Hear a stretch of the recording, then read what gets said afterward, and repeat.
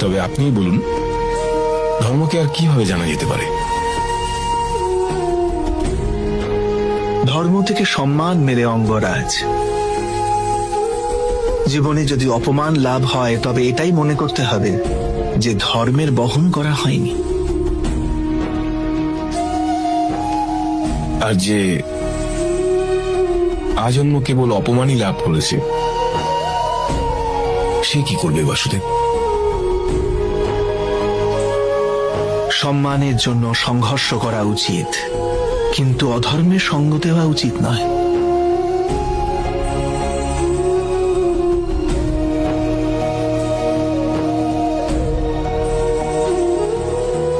নিজের অধিকারের জন্য অবশ্যই লড়তে হবে, কিন্তু যার উপর অধিকার নেই তার মোহ ঠিক নয়।